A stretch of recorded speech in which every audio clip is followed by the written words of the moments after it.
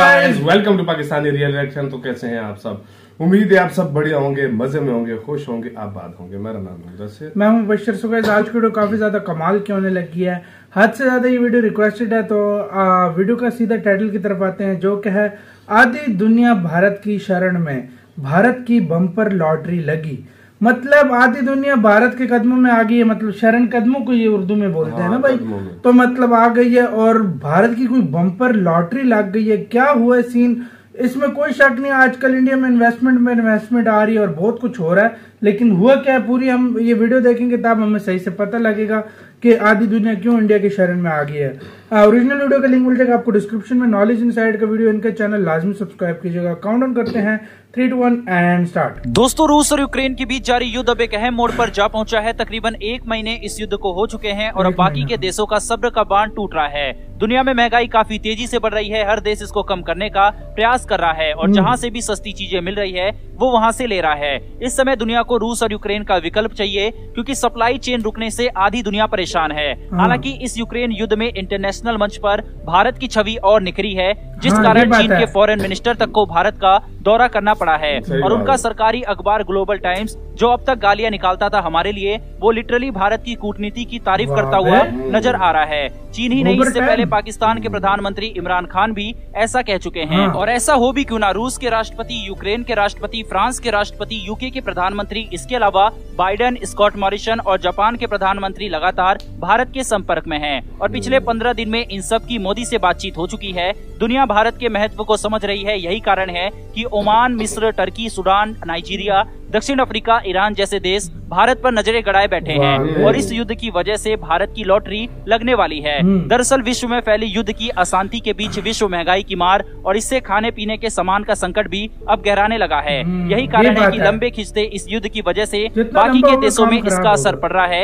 एक तरफ जहां क्रूड ऑयल की कीमतों में लगातार उछाल आ रहा है, तो वहीं पर गेहूं जैसी बेहद जरूरी कमोडिटी की कीमत भी कई देशों में महंगी हो गई है। भारत में भी पिछले 5 दिनों में 4 बार पेट्रोल डीजल के प्राइस बढ़ चुके हैं और ये लगातार आगे और बढ़ने की उम्मीद है, क्योंकि मूडीज की रिपोर्ट के अनुसार IOC, BPCL, HPCL को 19,000 करोड़ रुपए का नुकसान हुआ है। वहीं एवरेज इंटरनेशनल मार्केट में तेल का प्राइस $111 पर बैरल पर है। वहीं इसके अलावा गेहूं के प्राइस भी तेजी से बढ़ रहे हैं। हालांकि इंटरनेशनल मार्केट में गेहूं के प्राइस बढ़ने से भारत को ही फायदा होगा, क्योंकि गेहूं का प्राइस बढ़ने के बाद भारत ने निर्यात बढ़ा दिया है और गेहूं और एग्रीकल्चर प्रोडक्ट के ऐसे ही प्राइस बढ़ते रहे तो इससे किसानों की आमदनी बढ़ाने के सरकार के प्रयासों में मदद मिलेगी। गेहूं इसलिए अहम है क्योंकि इसके 2 मुख्य उत्पादक देश रूस और यूक्रेन हैं और ये दोनों ही युद्ध में उलझे हुए हैं, जिस कारण मध्य पूर्व और पूर्वी अफ्रीका के देशों में गेहूं की भारी कमी देखने को मिल रही है। भारत और चीन के बाद सबसे ज्यादा गेहूं रूस में होते हैं। वहीं रूस विश्व में गेहूं का सबसे बड़ा निर्यातक भी है। वहीं पर यूक्रेन भी बड़ा निर्यातक देश है गेहूं का और ये दोनों देश मिलकर विश्व में 1/4 गेहूं निर्यात करते हैं। गेहूं के ग्लोबल एक्सपोर्ट में भारत का हिस्सा महज 1% के आसपास है।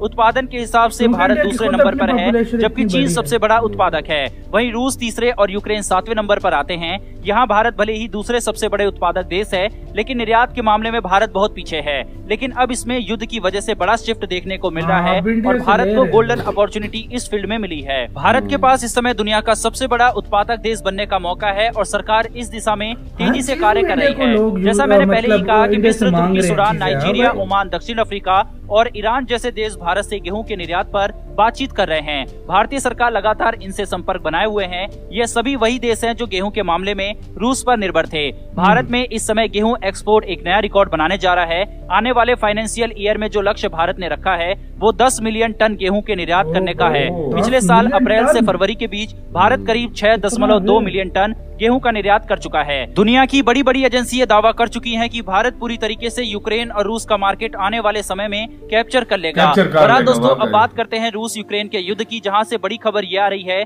कि रूस ने अपनी परमाणु पनडुब्बियों को उतार दिया है। परमाणु धमकी देने के ठीक 1 दिन बाद रूस ने अपनी परमाणु पनडुब्बियों को रवाना कर दिया है। इसमें बताया जा रहा है कि ये पनडुब्बी परमाणु हमला करने में तो सक्षम है ही, इसके अलावा इसमें 16 मिसाइलें लगाई गई हैं। इन्हें रूस ने अटलांटिक के सागर में उतारा है। ये अमेरिका सहित नाटो के लिए एक तरह से चेतावनी के रूप में देखा जा रहा है, क्योंकि अभी कल ही नाटो की मीटिंग हुई जहां पर सभी नाटो देशों ने मिलकर यूक्रेन की मदद करने की बात कही है। वहीं भारी तादाद में हथियारों को रवाना किया गया है यूक्रेन के लिए। वहीं समुद्र में अमेरिका ने भी इससे पहले अपनी परमाणु पनडुब्बियों को उतारा है। नाटो देश इस समय एकजुट नजर आ रहे हैं और रूस पर एक्शन की तैयारी में है। यही कारण है कि रूस ने भी अपनी परमाणु पनडुब्बियों के बेड़े को समुद्र में उतार दिया है। दुनिया पर एक बार फिर से तीसरे विश्व युद्ध का खतरा मंडराने लगा है। बाइडेन पोलैंड में जाकर रूस को चेतावनी दे चुके हैं। वहीं पर पुतिन भी साफ कह चुके हैं कि अगर कोई भी देश इस युद्ध में कूदता है और रूस का अस्तित्व खतरे में आता है तो रूस परमाणु हमला करने से भी पीछे नहीं हटेगा। बहरहाल अब दोनों तरफ से नाटो और रूस के द्वारा शक्ति प्रदर्शन किया जा रहा है।